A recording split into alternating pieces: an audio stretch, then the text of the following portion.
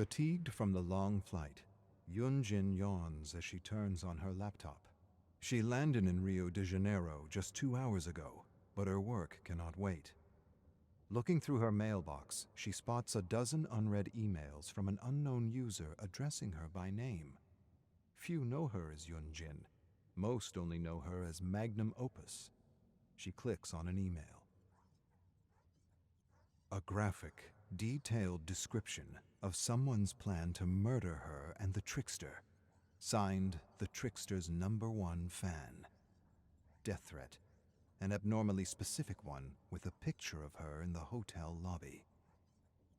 Before the death of No Spin, she ignored such threats, but now, her manicured hand shakes as she reaches for her phone. The threat is too serious to be taken lightly. She calls her security crew for an emergency meeting. Outings are restricted to recording sessions and concert rehearsals only. A bodyguard is assigned to the trickster and herself. Everyone complies with the new rules except for the trickster, who argues against staying on the hotel premises. No surprises there.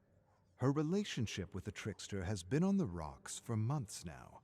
He challenges every decision she makes, his ego pushing her patience to its limit.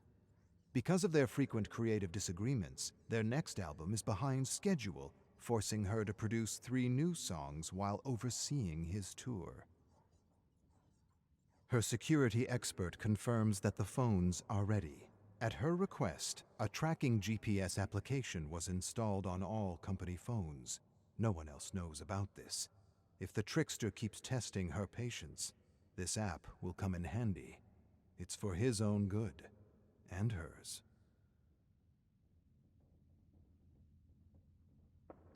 Yun-Jin pours herself a cup of coffee at the recording studio, stifling another yawn.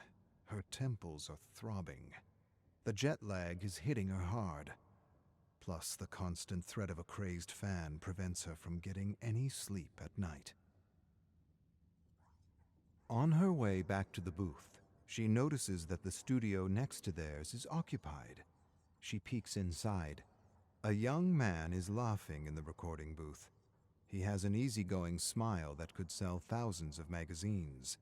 She recognizes the man at the mix table, Alano Muse, a semi-famous producer from San Diego.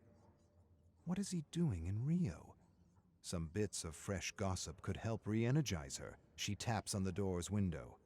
The door creaks open. He remembers her, of course. Who could forget the magnum opus? She invites herself in as he plays the track he is working on, a slow, predictable build for the bass line, formulaic, too safe to be of any interest. Then, an ethereal voice fills the room. Yun-Jin almost spills her coffee. The artist's voice is crystalline. His range is powerful, yet nuanced. Who is that? Alano tells Lucas, the young artist, to drop down his pitch a notch. Bad call. The track should be building up to push Lucas's range instead of confining it to a boring, generic sound. She walks up to Lucas and hands him her business card. Contact me when you're ready to become a serious artist. A pang of regret hits her on her way out. She said those exact words to the trickster many years ago. Back then, she looked forward to working with him. Those days are long gone.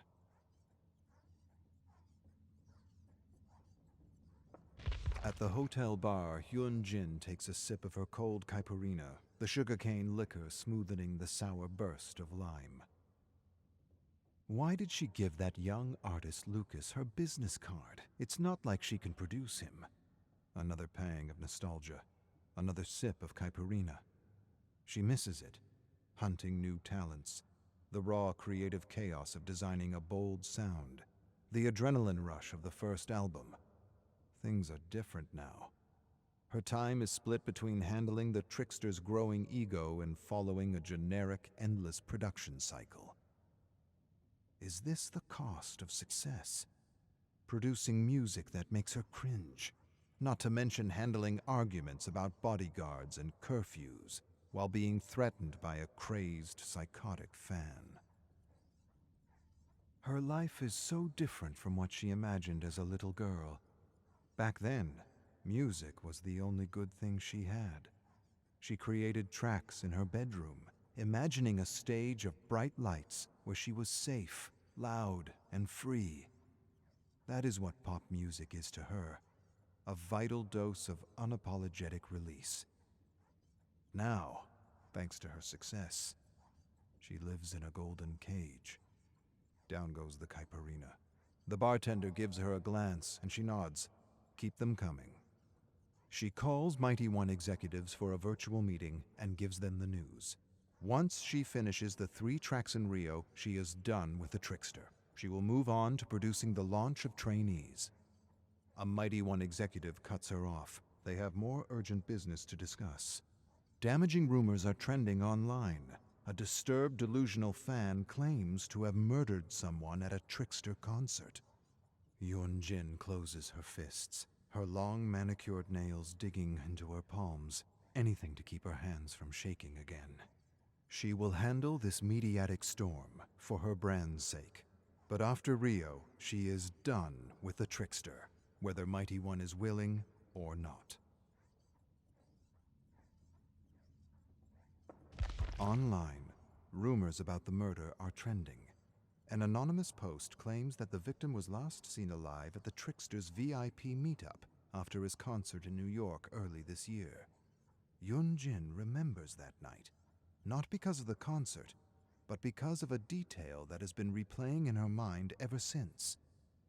Bleeding scratch marks on the trickster's forearms when he showed up at the concert's after-party. The rumors online were rekindling the suspicion she silenced before.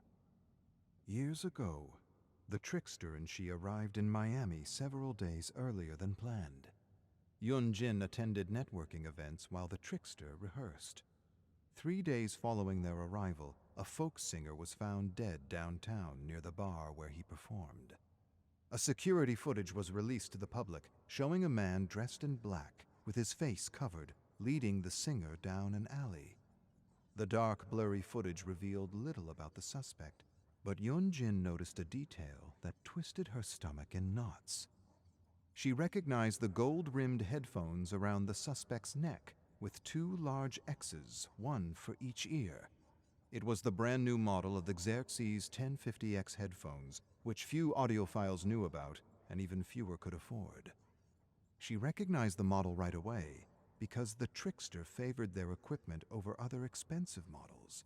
He wore a similar pair on the plane to Miami, but then switched to a lesser model for the rest of the tour, which only fueled her doubts. Back then, however, she was not in a good place. The death of No Spin was still fresh. Acute insomnia kept her mind in a haze, and the jet lag of the tour only worsened her state. In the end, she decided to let the police do their job and focus on hers, producing music. But now someone else was dead. Someone whom the trickster might have been the last one to see alive. The headphones, the scratch marks, and the late night outs were details. But they added up. How many coincidences does it take to know? A knock on the door makes her jump. The head of security is here. Yun-Jin follows her gut. She confronts him. She bluffs about firing the whole security crew if he does not come clean. It pays off. She learns that the trickster left the hotel premises last night. His bodyguard tried to follow, but lost him on the way. Yun-Jin pounds her fist on the table. Why would he leave the hotel? To go where? And to do what? Despite working with the trickster for years, he is still no more than a stranger. While he generates incredible profit, it comes at a cost. If the trickster is linked to a murder, so is she. Even if there is no evidence, even if it's just rumors, it's her life on the line, her entire career. She could never produce music again, and the worst part is, it's her own fault. She knows better than to trust someone in this industry. She needs to get answers before it is too late. Whatever the trickster is doing at night, she must find out. Her doubts won't be quieted until she knows for certain. Yun-Jin leaves her security detail behind during the trickster's rehearsal. What she is up to is not strictly legal, after all. She shows her VIP badge at the doorman and enters the trickster's changing room.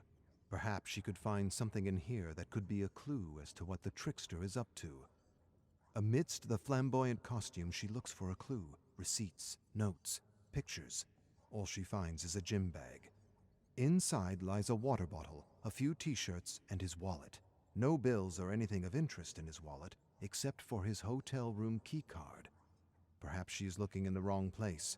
Someone chatting loudly on the side of the door alerts her. She snatches the hotel key card and zips up the bag just as the trickster's assistant walks in. Yun-Jin quells her thudding heart and keeps her expression impassive as she walks out. Whatever the assistant saw, she will not dare mention it, at least not to anyone who matters.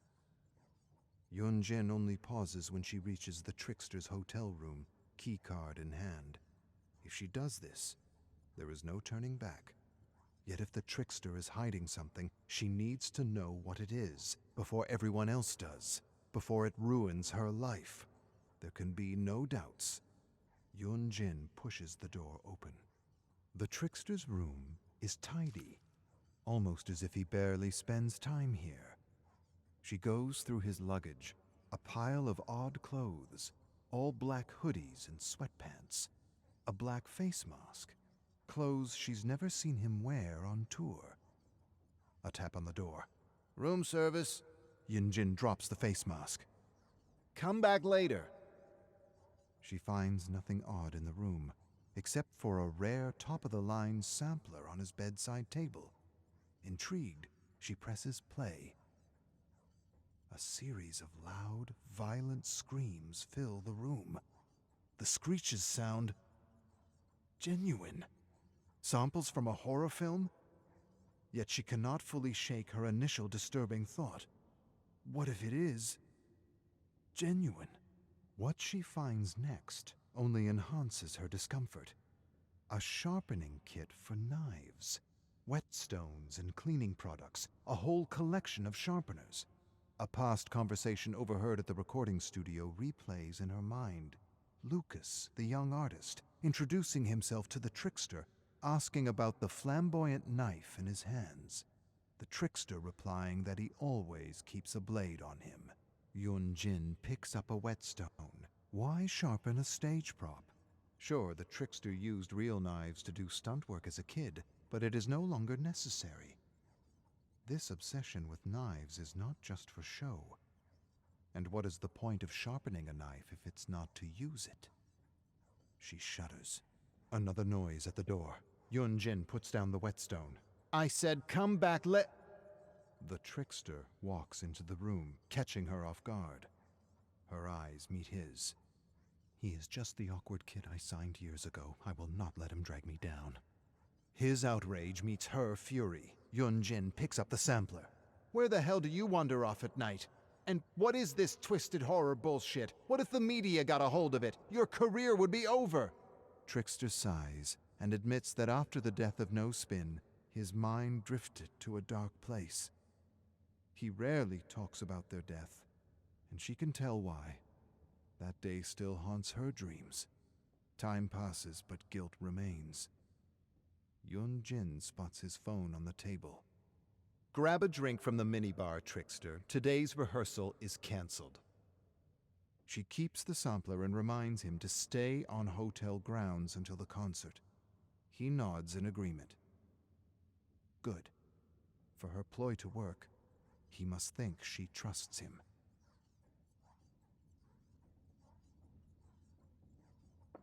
Yun-Jin looks out from her hotel room. Outside, the downpour is relentless, causing flash floods in parts of the city. She calls her staff. No matter how bad the storm is, the show must go on. Yet the weather is not to blame for the growing apprehension in the pit of her stomach. There is something off about the trickster, a hunch she can no longer ignore, no matter how profitable he is. While he might seem sincere, Years in the business have taught her that she cannot trust anyone. Yun-Jin grabs her phone and activates the GPS tracker on the trickster's company phone. His location appears as a blue dot on the huge map of Rio. Her gut feeling is right. He is no longer on the hotel premises. The chase is on. Time to teach the trickster a new trick. Yun-Jin slows down near Trickster's location. As she approaches, a gray sedan suddenly speeds off. She checks her phone. The blue dot is getting farther away on the map. Trickster must be in the car that just took off. Yun-Jin stomps on the accelerator and speeds off. After a few turns, she catches up with the sedan, which makes a sharp right. Yun-Jin follows, yanking the steering wheel while stomping on the brakes. Her car drifts into the turn, gliding towards a wretched narrow alley. The sedan accelerates and swerves left, entering a narrow street. Yun-Jin repeats her maneuver and drifts left, but the wheels hydroplane on the puddled asphalt, and the car spirals out of control. A thundering crash! Yun-Jin's head is propelled onto the steering wheel. A flash of white light, then a burning pain follows, coursing down her body from her neck to her lower back. Yun-Jin coughs and gasps at the pain. For a moment, all she can do is breathe. When she exhales, the pain lessens slightly. Loud rock is blaring on the radio. It's so loud. She reaches forward and turns it off absent-mindedly. A spot above her left brow is burning. She touches her forehead softly and winces. A drop of blood drips down her finger. The windshield is cracked on the passenger side. Yun-Jin moves slowly, carefully leaning over. It's okay. Everything is okay. I'm okay. She looks out. The car crashed into a street lamp on the passenger side. This could have been much worse. A familiar ding interrupts her thoughts. Her phone. Yun-Jin slowly leans forward, her hand searching under the seat. She grabs her phone and unlocks the screen. A text message from the trickster. Help. Why would he ask for her help? Unless she missed something. Unless the trickster is not the one she is chasing. Yun-Jin's heart skips a beat. The death threat. The trickster's #1 fan. Perhaps the crazed fan found out about the trickster's nightly escapades and decided to strike. Kidnappings go hand in hand with death threats after all. She lets out a curse. In her rush to chase the trickster, she left her bodyguard behind. If anything happens to the trickster Ji-woon and she was too blind to stop it. No, she has enough guilt on her conscience already. Yun-Jin readjusts her seatbelt. She turns on the ignition and the engine coughs in response. She grits her teeth and tries again. It won't be like the fire. I won't give up on him. She turns on the ignition again. And again. On the third try, the engine revs back to life. She puts her phone back on the dashboard and follows the blue dot.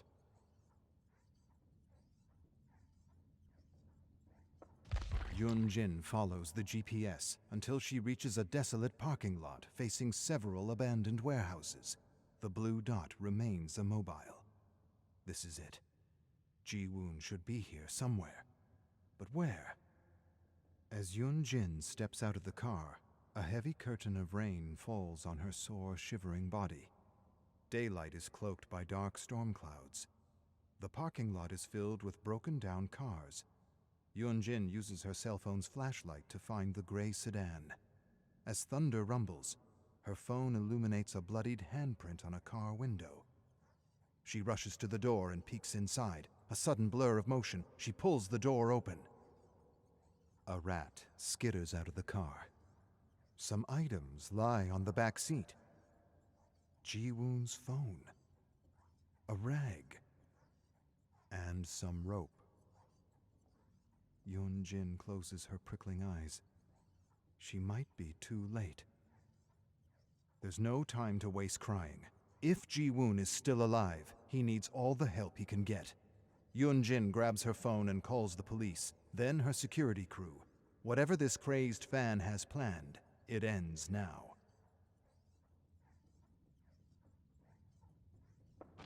Rumbling thunder. Yun-Jin is staggering through the rain, looking for a clue, a trail. An icy gust lashes her drenched body, but she cannot stop, not until Ji-woon is safe. A rat skitters over a puddle upon which lies a white business card. Yun-Jin picks up the blood-stained card and reads, "Magnum Opus, music producer." It's hers. With a shudder, she realizes she might know the person who kidnapped Ji-woon. Police sirens are blaring in the distance, but she cannot tell if they are coming for her or the several people caught in the storm. Yun-Jin shouts Ji-woon's name, yelling in despair over sirens and thunder. Then she hears a scream coming from across the parking lot, where stands an abandoned warehouse. She rushes to the warehouse, reaching its wide doors. A chain is wrapped around the handles, padlocked into place. Meanwhile, police are arriving on the scene. A brutal scream emerges from the warehouse. She cannot afford to wait. What happened to No Spin cannot happen again. Never again.